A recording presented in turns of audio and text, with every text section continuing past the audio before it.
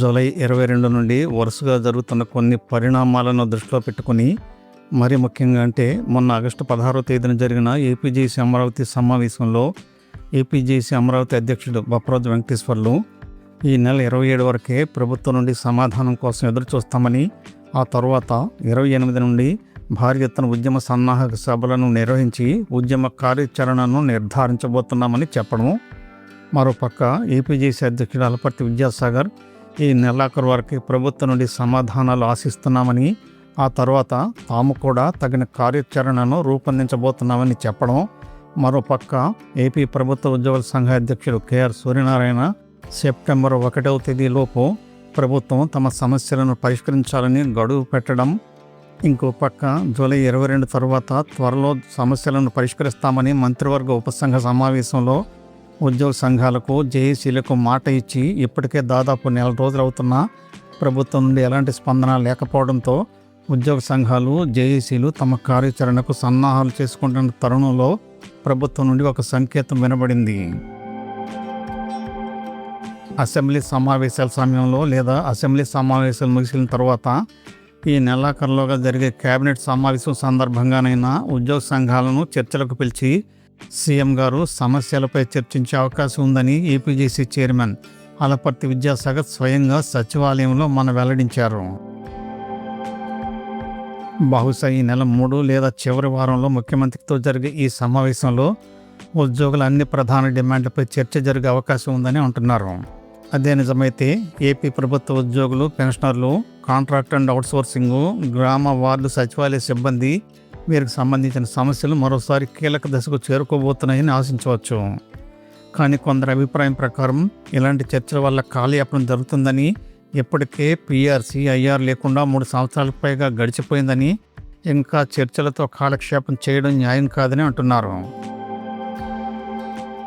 గత సంవత్సరం అక్టోబర్ 18వ తేదీన సీఎం గారితో జరిగిన సమావేశంలో పీఆర్సీ, ఐఆర్ సంగతి తనకు వదిలివేయమని సీఎం గారే స్వయంగా అన్నారు కనుక ఈసారి ఏమంటారో చూద్దామని, కనీసం ఐఆర్ అయినా ప్రకటించే అవకాశం ఉంది కదా అని కొందరు అంటున్నారు.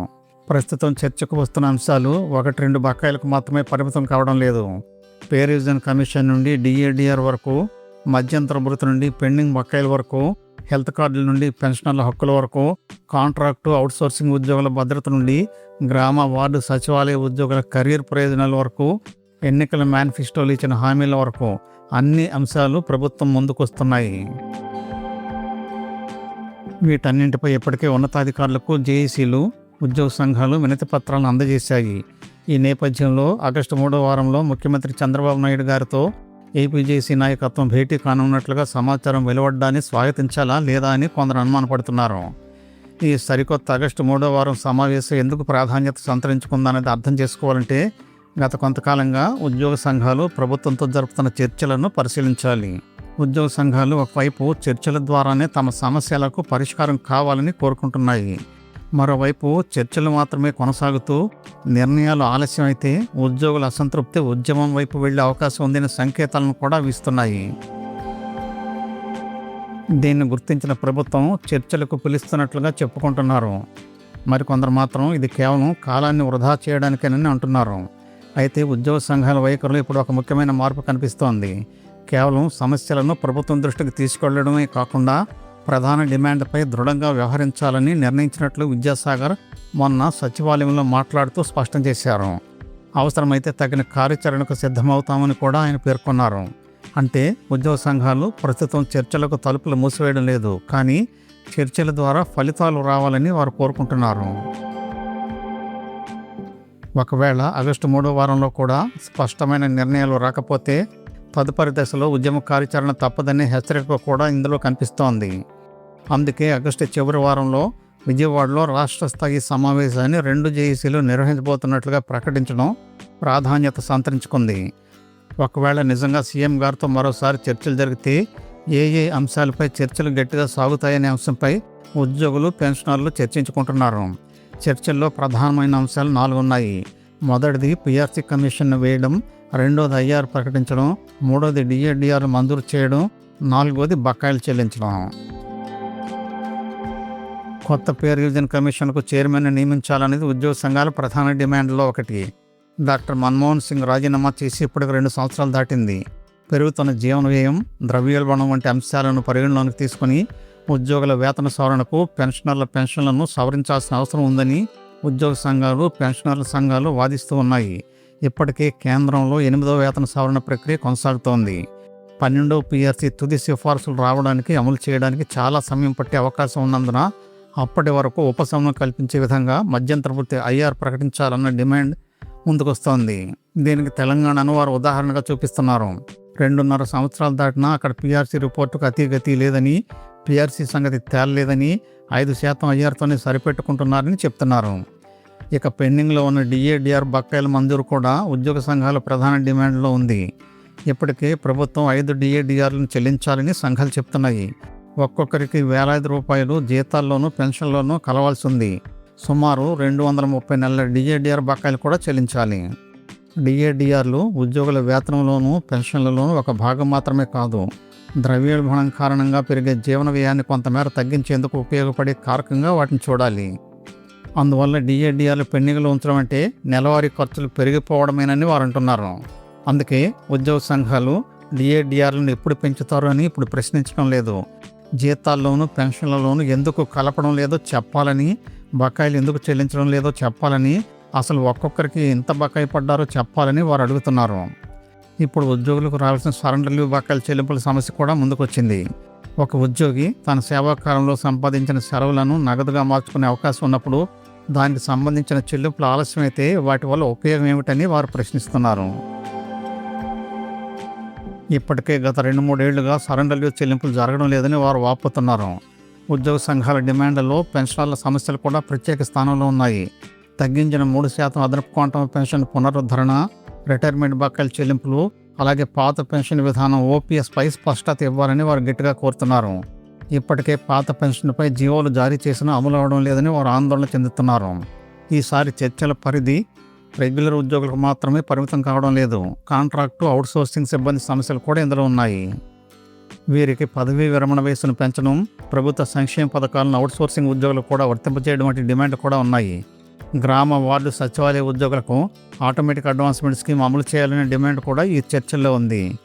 ఉద్యోగి ఎన్నేళ్లు పనిచేసినా తన సేవా కాలానికి అనుగుణంగా వేతనంలో పెరుగుదల ఉండాలని వారు కోరుతున్నారు. దాన్ని సకాలంలో మంజూరు చేయడం కూడా ముఖ్యమేనని వారు అంటున్నారు. ఉద్యోగుల హెల్త్ కార్డులకు సంబంధించిన సమస్యలను శాశ్వతంగా పరిష్కరించాలన్నది మరో డిమాండ్. ఆరోగ్య సేవలకు సంబంధించిన సమస్యలు తాత్కాలికంగా పరిష్కరించబడుతున్నా మళ్ళీ అదే సమస్యలు పదే తలెత్తితే ఉద్యోగులు, పెన్షనర్లు ఇబ్బందులు పడాల్సి వస్తోంది. ఇప్పటికీ 29 సమస్యలు ప్రభుత్వం ముందున్నాయి. ఈ డిమాండ్లు ఒక్కసారిగా తెరపైకి వచ్చినవి కావు. జూలై 22వ తేదీన కేబినెట్ సబ్ కమిటీతో జరిగిన జాయింట్ స్టాఫ్ కౌన్సిల్ సమావేశంలో ఉద్యోగ సంఘాలు మొత్తం 29 ప్రధాన సమస్యలను ప్రభుత్వం దృష్టికి తీసుకెళ్లాయి. వేతనాలు, డిఏలు, డిఆర్లు, పెన్షన్లు, అదనపు క్వాంటం పెన్షను, ఉద్యోగుల సంక్షేమం, కాంట్రాక్టు, అవుట్సోర్సింగ్ సిబ్బంది, సర్వీస్ ప్రయోజనాలు, బకాయిల చెల్లింపులు వంటి అనేక సమస్యలు ప్రభుత్వం పరిష్కరించాల్సి ఉంది. అన్ని సమస్యలను ప్రభుత్వం ఒకేసారి పరిష్కరించలేకపోవచ్చు. కానీ ప్రతి సమస్యను విడివిడిగా పరిష్కరించడం కంటే ఏ సమస్యకు తక్షణ ప్రాధాన్యతనివ్వాలి, ఏవి ఆర్థిక నిర్ణయాలతో ముడిపడి ఉన్నాయి, ఏవి విధానపరమైన మార్పులు కోరుతున్నాయి అనే దానిపై ఒక సమగ్ర రోడ్ మ్యాప్ అవసరమని వారు అంటున్నారు. ప్రభుత్వం నుండి ఆశించిన స్థాయిలో స్పందన రాలేదన్న అసంతృప్తితో ఆగస్టు 16వ తేదీన విజయవాడ రెవెన్యూ భవన్లో ఏపీజేఏసీ అమరావతి అత్యవసర సమావేశాన్ని నిర్వహించింది. ఈ సమావేశాన్ని కూడా ప్రభుత్వం ఒక సంకేతంగానే స్వీకరించింది. సాధారణంగా ఉద్యోగ సంఘాలు సమస్యలను ప్రభుత్వంతో చర్చించేందుకే ప్రయత్నిస్తాయి. కానీ ఒక దశలో చర్చల ఫలితం కనిపించకపోతే తదుపరి కార్యాచరణపై నిర్ణయం తీసుకోవాల్సిన పరిస్థితి వస్తుంది.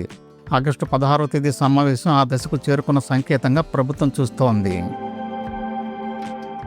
అయితే ఏపీజేసీ ఇప్పటికీ పూర్తిగా ఘర్షణ వైఖరించుకున్నట్లు చెప్పడం న్యాయం కాదు. ఎందుకంటే ప్రభుత్వము ఉద్యోగ సంఘాల మధ్య సమస్యలను సామరస్యపూర్వకంగా పరిష్కరించుకోవాలనే వైఖరి కొనసాగుతోందని ఏపీజేసీ చైర్మన్ ఏ విద్యాసాగర్ స్పష్టం చేశారు.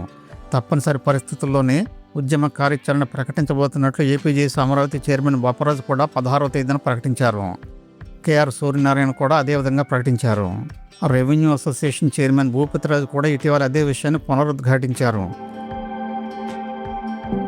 అదే సమయంలో ఉద్యోగుల ప్రయోజనాల రక్షణ కోసం అవసరమైతే అన్ని సంఘాలను కలుపుకొని రాష్ట్ర వ్యాప్త ఉద్యమ కార్యాచరణకు సిద్ధంగా ఉన్నామని వారందరూ అంటున్నారు. ఈ పరిస్థితిలో ముఖ్యమంత్రి సమావేశం అత్యంత కీలకంగా మారబోతోంది. ఉద్యోగ సంఘాలతో సమావేశం ఏర్పాటు చేయడం ఒక్కటే పరిష్కారం కాదు. ఉద్యోగులు కోరుకుంటున్నది స్పష్టమైన సమాధానాలు. పీఆర్సీ ఎప్పుడు ఇస్తారు, ఐఆర్పై నిర్ణయం ఏమిటి, పెండింగ్ డిఆర్లు ఎప్పుడు ఇస్తారు, బకాయిలు ఎప్పుడు చెల్లిస్తారు, సరెండర్ లీవ్ బకాయిల పరిస్థితి ఏంటి, పీఆర్సీ బకాయిలు, డిఆర్ బకాయిల సంగతి ఎప్పుడు తెలుస్తారు, హెల్త్ కార్డుల సమస్యలకు శాశ్వత పరిష్కారం ఎప్పుడు లభిస్తుంది, కాంట్రాక్టు అవుట్సోర్సింగ్ సిబ్బంది సమస్యలు ఎప్పుడు తీరుస్తారు, పెన్షనర్ల అదనపు పెన్షన్ సంగతి ఏంటి, ఓపీఎస్ సంగతి ఏంటి, గ్రామ వార్డు సచివాలయ ఉద్యోగులకు ఆటోమేటిక్ అడ్వాన్స్మెంట్ సంగతి ఎప్పుడు తెలుస్తారు. ఇలాంటి అనేక ప్రశ్నలకు ప్రభుత్వం నుండి జవాబులు రావాలి. అన్నింటినీ ఒకేసారి అమలు చేయడానికి ప్రభుత్వం ఆర్థికంగా సాధ్యం కాకపోతే దశల వారీగా అమలు చేసే షెడ్యూల్ను ప్రకటించాలని వారు కోరుతున్నారు. కొన్ని సమస్యలకు తక్షణ నిర్ణయం, మరికొన్నింటికి కమిటీలు వేయడం లేదా దానికి సంబంధించిన టైంలను ప్రకటించవచ్చు.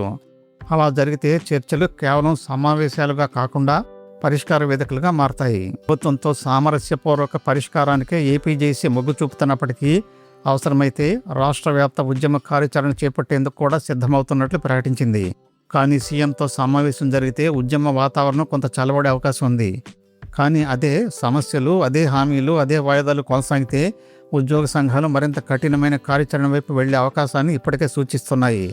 ఎందుకంటే ఇది ఒకవైపు రాష్ట్ర ఆర్థిక సామర్థ్యానికి సంబంధించిన విషయం, మరోవైపు ప్రభుత్వ ఉద్యోగుల జీవన భద్రతకు సంబంధించిన విషయం కూడా. ఇంకోవైపు పదవీ విరమణ చేసిన పెన్షనర్ల గౌరవప్రదమైన జీవనానికి సంబంధించిన విషయం. అదే సమయంలో కాంట్రాక్టు అవుట్సోర్సింగ్ సిబ్బంది భవిష్యత్ భద్రతకు సంబంధించిన విషయం.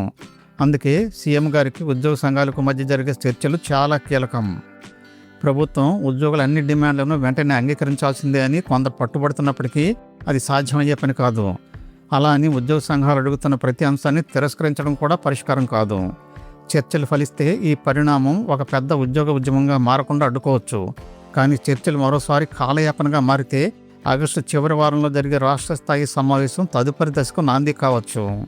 అందుకే ఇప్పుడు ఉద్యోగులు, ఉపాధ్యాయులు, పెన్షనర్లు, కాంట్రాక్ట్ అండ్ అవుట్సోర్సింగ్ సిబ్బంది, గ్రామ వార్డు సచివాలయ సిబ్బంది, రెవెన్యూ సిబ్బంది అందరూ గమనించాల్సిన విషయం ఒకటే. సమావేశం జరుగుతుందా లేదా అనేది కాదు, సమావేశం తర్వాత స్పష్టమైన నిర్ణయం వస్తుందా లేదా అన్నదే. ఇదంతా ప్రభుత్వం పైన ఎక్కువగా ఆధారపడి ఉంది. సంఘాలు మాత్రం ప్రభుత్వ ఆర్థిక పరిస్థితిని అర్థం చేసుకోగలం అంటున్నాయి కనుక ప్రభుత్వం కాస్త ముందు చూపుతో కనీసం కొన్ని డిమాండ్లలోనైనా పరిష్కారం వెతకాలి. లేదంటే సమస్యలు మొదలవుతాయి. ఇలాంటి విలువైన సమాచారం మా ఛానల్ ద్వారా మీకు అందించబడుతుంది. ఈ సమాచారం నచ్చితే ఈ ఛానల్ను తప్పకుండా సబ్స్క్రైబ్ చేసుకోండి. మీకు తెలిసిన వారికి, అవసరమైన వారికి వీడియోను షేర్ చేయండి. అలాగే లైక్ చేయడం మర్చిపోవద్దు. ధన్యవాదాలు.